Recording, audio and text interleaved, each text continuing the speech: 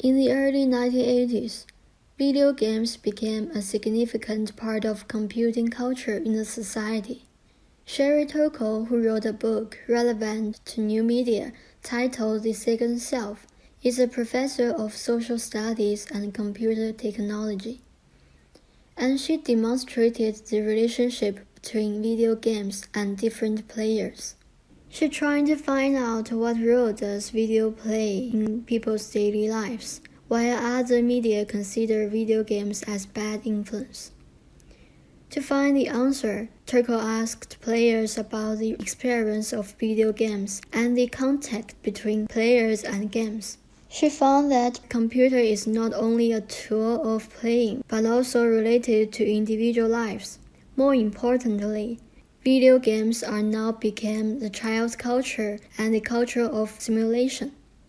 Turkle found out that are tend to be processed on the skills or the particular way of playing, while some video games makers are more likely attach importance to integrate the stories. Though the story of video games maybe attracts players or may influence a few peer players, many players play the video games because of the way of playing or the skills, which is irrelevant to their play.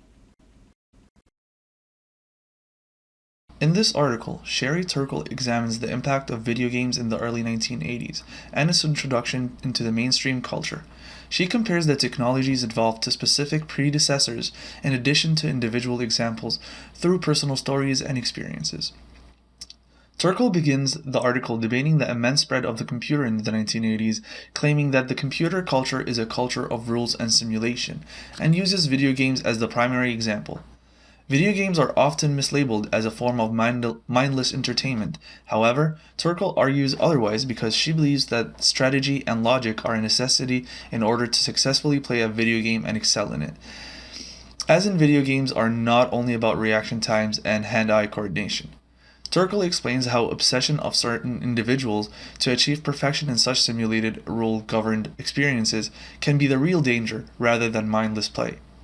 The primary argument that Turkle focuses on in this article is the benefits of video games as it serves as an outlet from reality for the gamer where they can have fun and relax, while also acknowledging the side effects it may present.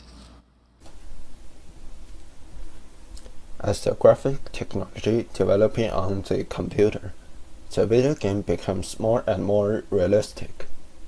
Just like Turkle wrote in Video Games and Computer Holding Power, games become science fictional.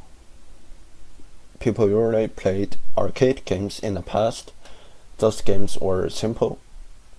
The player will lose interest after playing multiple times. The video game nowadays on computer is more complex and more interesting than arcade games. However, as the graphic of the video game becomes better, some games lost their plot. I think this idea is still a truth today. For example, some games have good movement, good system, but they don't tell the player a good story. In my opinion, the game firms need to find the balance of the plot and the quality of the game.